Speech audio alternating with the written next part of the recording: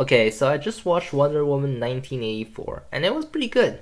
But don't just take my word for it. Actually, don't take my word for it, because I'm probably the worst movie critic of all time. And just to give you some context here how bad I am as a movie critic, basically any film that is decently shot, not too many plot holes, a bit of good fighting, whatever, and that's decent for me. But I'm going to nitpick some things in this movie, and from now on, there will be spoilers. Unless you didn't know Wonder Woman 1984 is out yet, and then I am sorry I spoiled that for you. The premise of this whole movie is there was this stone, that would grant you a wish when you touch it and wish for a thing. But when you wish for something, you would also lose your most prized possession, trait, personality, whatever. Just something that is prized for you. And yeah, you know what? This Wonder Woman girl, she wished for her boyfriend who died in the last movie to come back. And he does.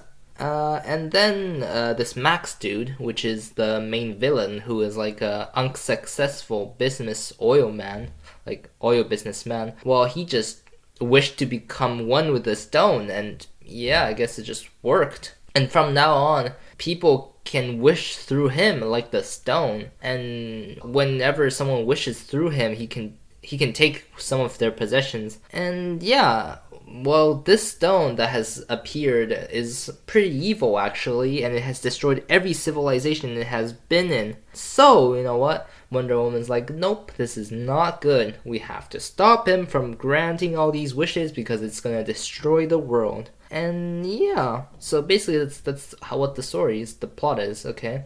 So, going into the nitpick stuff. First, so no one else in the whole entirety of history thought to become one with a stone except for him? Like, what? Like, is that a new concept? Did people not know about this thing? Like, I want to be one with a stone. Like, okay, so apparently nobody thought about this, so it just proves how smart people have become. Okay? So second of all, since the stone is so powerful, it could destroy civilizations. Was nobody in any of the civilizations made a wish that would destroy the whole world? Like, okay. So obviously it could be just because the world isn't as interconnected like now, so apparently it just doesn't apply to destroying the whole world in the past. Third, since Max becomes the stone, he can only grant wishes where they're touching him.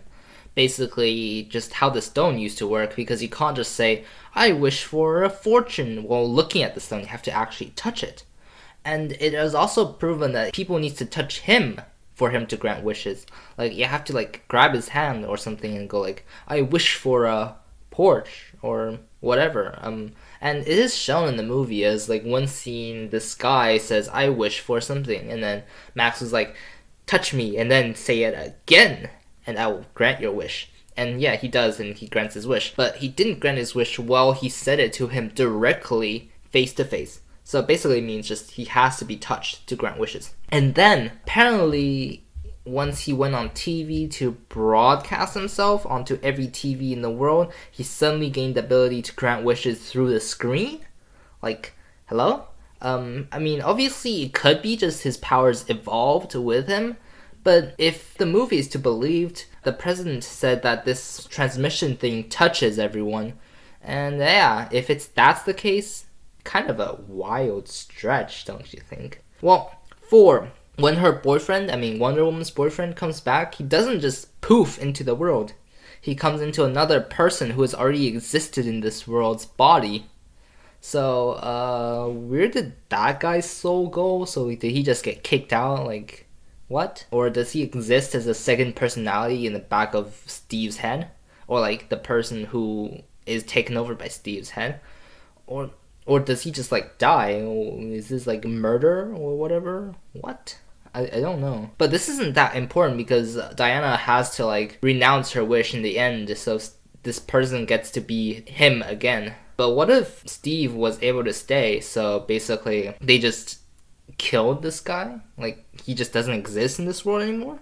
Okay, that's kind of dark, don't you think? And then 5, I don't get how Wonder Woman suddenly gained the ability to fly. Like the first movie, the second movie, at the start, she wasn't able to fly, but after she renounced her wish and her boyfriend leaves, his boyfriend's soul leaves, I mean, she was suddenly able to fly. And basically, she recalls her boyfriend saying to her when they were in the plane, like, flying isn't that hard, it's just wind current and air. And she was like, oh, I get it now. Wind current and air. I can fly now. It's like, yeah, he's talking about a plane, not a person. Okay, so you're just like, I'm a plane now, apparently. And also, beforehand, she was talking to her boyfriend, Steve, and she was like, I don't get it how you were able to fly. It's like a gift or something. And I'm like, it's called being able to fly a plane? I mean, you're a demigod.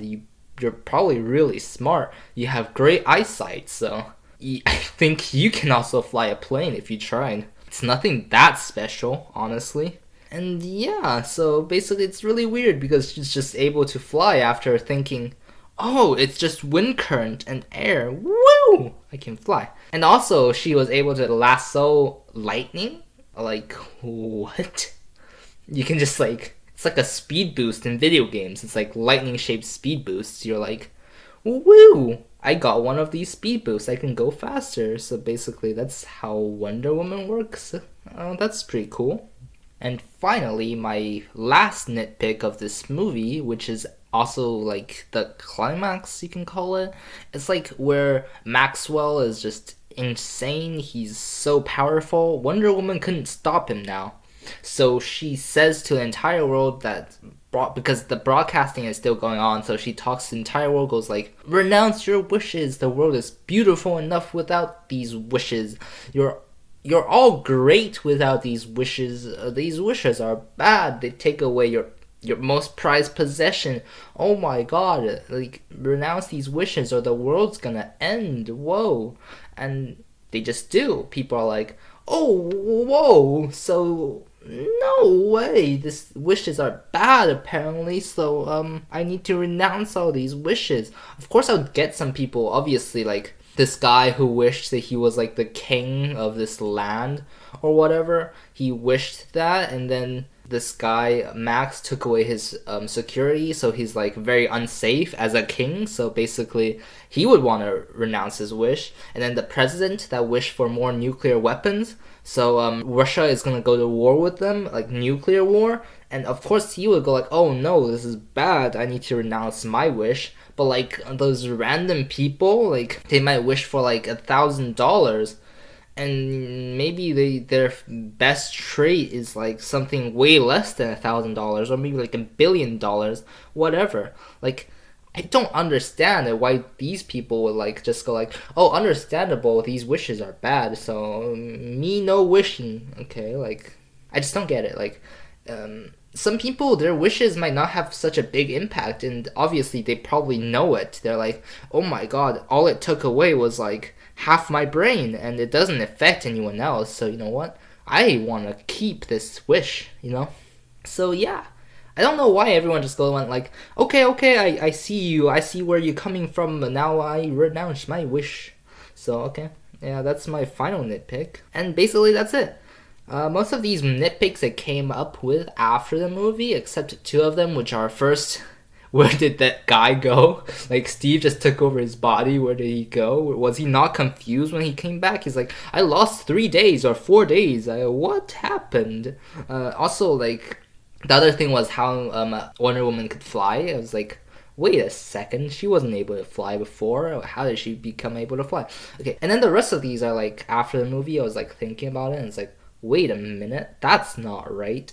But like, whatever, it's a superhero movie after all. It doesn't need like bulletproof plots, like.